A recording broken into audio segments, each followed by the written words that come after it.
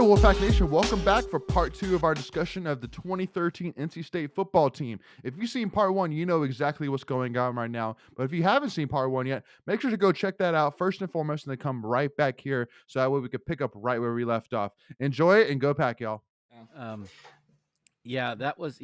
looking at my, I found the media guide. The logo is This Is Our State, and it had the North Carolina and it had the Wolf Eyes on there. That didn't. Pete Thomas is now the QB coach at Louisville. He's making. Yeah, I'm just thinking of random where people are now. Obviously, we know the players. I'm just thinking of other little random tidbits. I was just saying, kind of bring this whole back into, you're looking at the schedule, and we only got that. We got no conference wins. We lost to ECU that year, so they were mocking us pretty good. And the thing is looking at the schedule, the games weren't that close. We got embarrassed a lot. You beat Central Michigan, but I think at the time Central Michigan, they might have been D1 at that point. Was that year with Florida State? Was that a Jameis Winston year? 2013. They won the national title. That was the year they won the national title. Yeah, and they destroyed us. And so the game I remember the most, was this the year Brian Wood almost stepped out? I think it is. Against Clemson. It was at home. I believe so. Yeah, we only lost to them by 12. I'll say the game that I remember the most. I think I remember most out of the season was the Duke game. For whatever reason, I remember we never played Duke, and it was like a back and forth game, and we just choked that game away. Yeah, 30-28. Well, I'm gonna go back to that Clemson game because I forgot that was the year. Yeah, that was the Bryant Underwood. I was at that game, and from the upper deck, I knew he stayed in bounds. But if you think if he stays in bounds, or they call him in bounds, and we beat Clemson that year, do they have the dynasty they have now? Nope. Well, I think it'd have been delayed. If anything, because that was more the year that Bambard missed the field goal. That was really the the upper trajectory of the dynasty. And you're looking at all these scores, that was our closest loss in conference play. I think UNC was. I think we lost to them by 8. Yeah, you're right. Who's the tight end for UNC that year? Yeah. You end the season on a 1, 2, 3, 4, 5, 6, 7, 8 game losing streak. Yeah, and you started out 2-0 against bad teams, obviously, but then the third game you get Clemson at home. You play them close. If it's not for that call, you may win that game. Then you win your last non-conference game against Central Michigan, and you're 3-1 going into the ACC schedule with a close loss to Clemson already.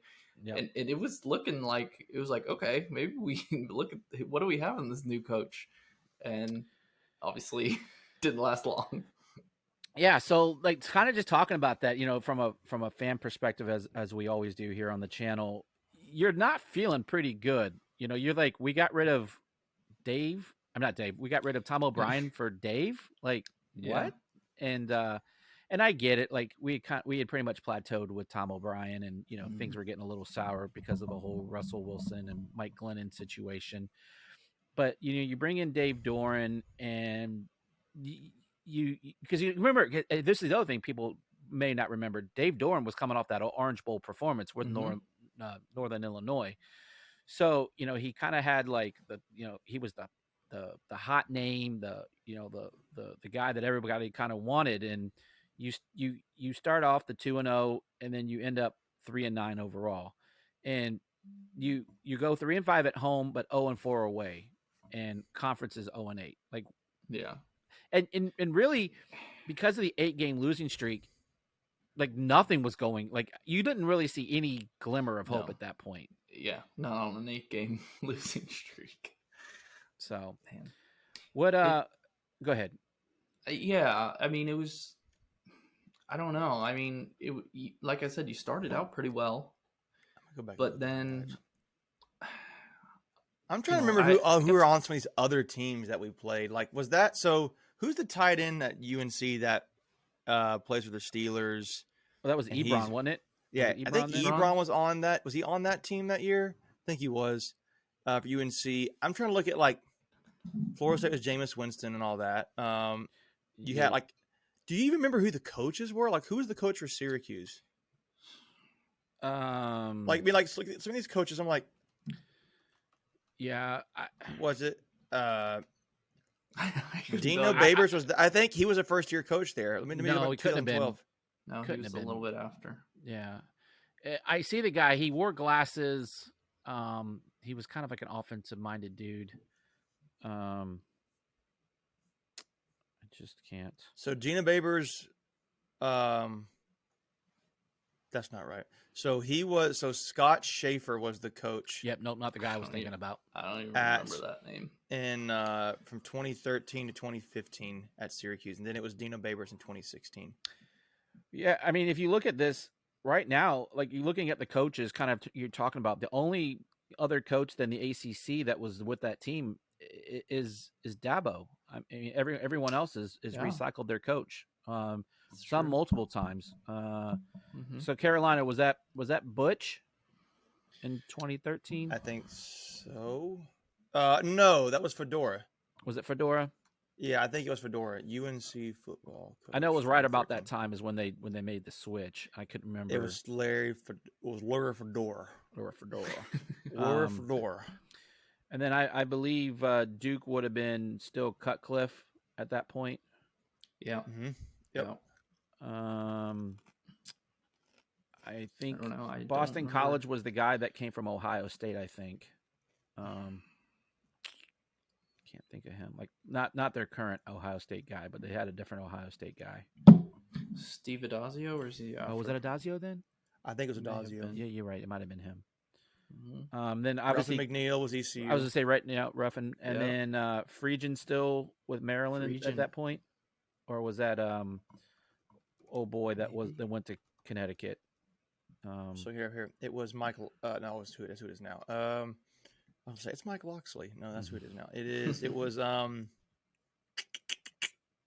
looking it I up. think it was the guy that went to Connecticut. Randy Edsel. Yeah, Randy Edsel. Edsel. Oh yeah, he did go to UConn. Yeah. Yeah.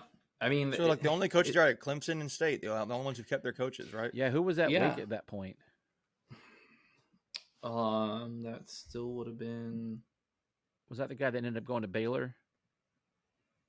No, that was still Jim Grobe? Grobe. Grobe, right? Yep. Yeah. Yeah. Grobe went to Baylor. Oh, he went to Baylor. I don't. Yeah, he See, he took over when Bryles got fired. Okay. Yeah. All right. Well, that's- Yeah. yeah. This was 2013, so this would have been my senior year of high school.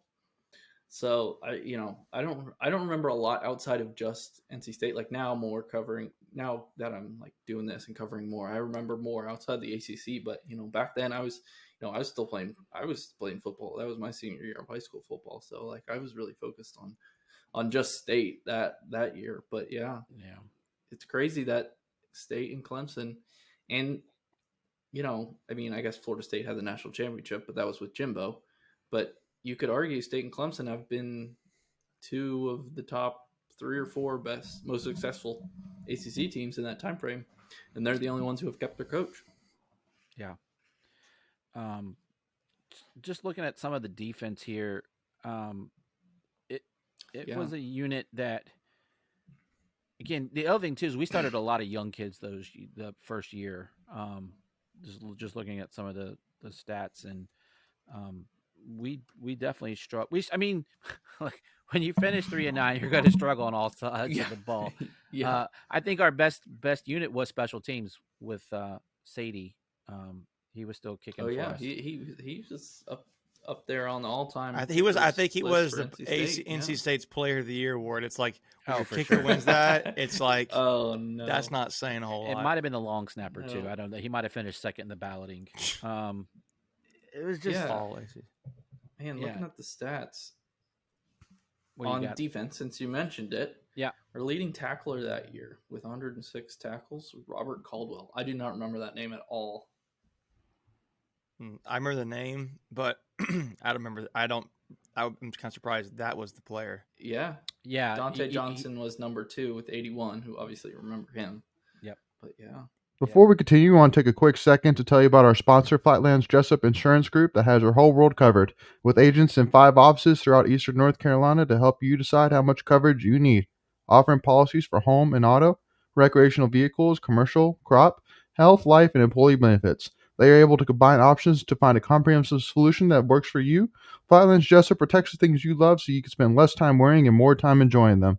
Find them on Facebook and Instagram at Flightlands Jessup. You can also visit their webpage at www.flightlandsjessup.com. So please make sure to go and check them out. Yeah, it's I'm trying to- yeah. I mean, I don't even know like anybody got offensive stats like who our leading rusher was. I know Yeah, Thornton. I got those. Thornton was on the team, but I thought he got kicked off.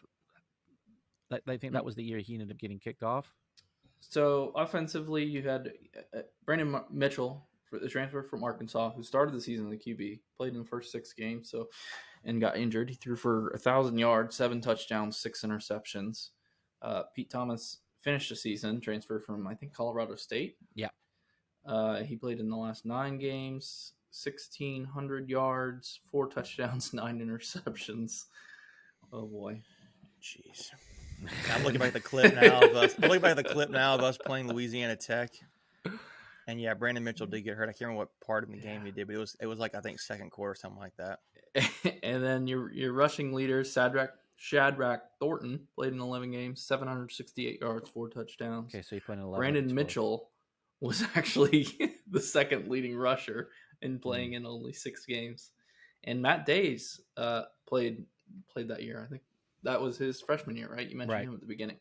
He had 252 yards and 4 touchdowns. So, I mean, he definitely came in and made an impact right as a freshman. Yeah. Did he? Did it say how many games he played? I'm just curious if he He played in 11 games. So yeah, he burned his red shirt in that first year. So he was all in. Yeah. Yeah, just going back, just reflecting how vastly different our teams look now today. We kind of talked about, there were 6 pros on that team, but if you look at the last 5 to 6 years on any given team, there's at least 6 to 8 pros on each of those teams. I know we were looking. I think we looked at the 2018 or 2019 squad of not too long ago, and I think we counted 15 pros on that team. That was a crazy loaded team. Yeah. I think it was the 18 or 19 squad.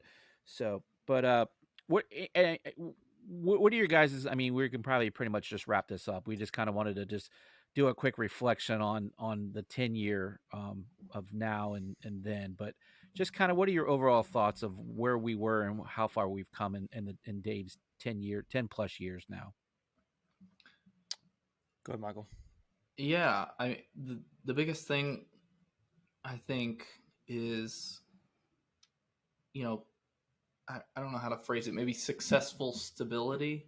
Like obviously we haven't reached the top with an ACC championship with Doran yet, but you know what you're getting at this point, year in and year out. I think he's won 8 games. What is it, like 6 of the last 7 seasons or something pretty like much, that? Yeah. So there's a floor there. He's established that. He's brought some excitement back into football after it was kind of leveled off with TOB. Yeah, definitely plateaued. Yeah. Yeah, it was like, okay, if we make a bowl game and beat Carolina, get to 6 wins, and hopefully one of them's Carolina, then that's a good season. Yeah, so let me pause you right there. That was the narrative, right? The goal was to get bowl eligible. Now I feel like the conversation is let's get to 10, let's get to an ACC championship, right? The bar has been raised, right? Yeah. That's the biggest difference. We were like just hoping we could get a bowl game, and now we're like, that's baseline, right? Yeah. Yeah. So that's a huge difference to me. I think a big part of it is I think he's what's different between then and now. It's like kind of like, well, that's the given is. I really think it's part of his culture. Like, I think it's a winning attitude, and it's getting the right kind of people to represent NC State that you didn't have as much of in maybe the 10 years prior to Doran being here, I would say. So I thought him and getting that culture is a huge difference. There is consistency there, like you mentioned, where recruits can look back on a track record like NC State has been committed to this guy. He's going to be here for the next 2, 3, 4, 5, 6, 7 years. I just think his ability to continue to show what he's done, particularly with low-level talent and producing to NFL has helped him in the recruiting side of things. That really players gravitate towards him in that regard. Yeah, and you kind of mentioned that, right? Because you mentioned the kind of the quote unquote, low level talent, low stars, which, put whatever you want stock into the stars, but you also have a coach that sees talent, right, and then molds them into professional players. You got the Jacoby Myers of the world and the Garrett Bradburys who came into state with little to no offers and then played at different positions and then converted them into all pro type players. You got Garrett's getting ready to get another contract, make multi-millions dollars. He was a Remington Award winner. You got Jacoby Myers, who now just got a big payday. What's that? Chubb, 3-star linebacker, right? Yeah. Or defensive, he's linebacker, I think. Yeah, I think he came as a linebacker. I think he was recruited as a linebacker. Yeah. So you just have these guys that just come in and just work, right? And I think the thing is I think the last 6 or 7 out of the last 6 or 7 NFL drafts, I think NC State's number 2 in the ACC for draftees. So it just goes to show that you may not be high radar coming into NC State, but you can come in and get developed, and you have the ability to kind of forge your own path. But making any last thoughts on where we've been and where we're hoping to get to? I will just say I am so glad we're not where we were 10 years ago. I mean, you get what I'm saying? Like, it's just, you're in so much a better spot. And, I mean, I think the Wolfpack Nation, I think the Debbie Yao and the whole athletic department, and now Boo Corrigan need to really pat themselves on the back for their patience with all this, their investment and commitment. I really think it's paid off. It's not gotten to where it's a title yet, which is, I think, the biggest thing left for Doeren right now. Absolutely, yeah. But it really has paid off in a lot of ways, and I think that's really good. I think particularly when you reflect on the culture, the type of players we were bringing in, and just raising the bar. Like, the expectations for NC State fans is totally different than it was 20 years ago. I mean, 10 years ago, I should say. So I think that's the big thing. Yeah, the last 2 thoughts I'm going to leave with before we close this is, one, Dave Doeren is the 7th most tenured coach in all of college football with his institution. So think about that. So really, 7th currently active? Yeah, the longest at his institution. Yep. So that's so number I one. think for State fans, I think the whole complaint of State fans are unrealistic. I was like, no, we've been patient for 10 years. I'm not saying like we're throwing, because I don't think anybody feels. I mean, maybe there's some people out there who feel like we should get rid of Doeren and all that, but I haven't seen it anywhere. I haven't seen it, where we're like, hey, we get rid of Dave Doeren at this point. So And then the last point I'm going to make, barring something crazy, Dave Doeren's going to be the all-time winningest coach this year. Yeah, probably. How many more does he need? I think he only needs like 6 or 7. 6 or 7, yeah. Yeah. I think it may be 6 to tie, 7 to. I think that's what it is. Yeah. I haven't looked at it since last season, but I know he had an outside chance to get it last year. But so just those 2 factors alone, and it goes to your point making about the administration being patient and letting things kind of play out. So, but Wolfpack Nation, that's going to do it for this episode. Again, we just kind of want to do a retrospect of, how it started how it began and how it ended. But it's not ended, obviously, but you get the point there. And these are just kind of fun little mental exercises just to have fans just appreciate everything that this coach has done and brought to the university. So with that being said, as always, we appreciate you guys tuning in, and obviously follow us on Twitter, and then here on YouTube. If you haven't already liked and subscribed, go ahead and knock that out. And then, as always, turn that bell on so you get all these notifications when we do the live watch parties, when we release new content, and then when we go live for our weekly live streams, just so you don't miss out on any of the fun content that we do. And we always appreciate you giving us reviews on any of the podcasts that you listen to us on, and then just feel free to leave comments. We're always happy to engage with you guys. So hey, last little tidbit here. I looked it up. He has got 72 wins. Earl Edwards has 77. Okay, so he's 6 to 5 wins to tie, 6 to take it. There you go. Okay. So we might be seeing more history this year. Last year we went for 2 years we went undefeated at home, and then he's only lost one home game in the last 2 years. Like that's incredible. So anyway, we could keep talking on and on, but I'm sure you guys got better things to do than listen to us three knuckleheads talk about it. So we'll see you next time, and as always, go Pack.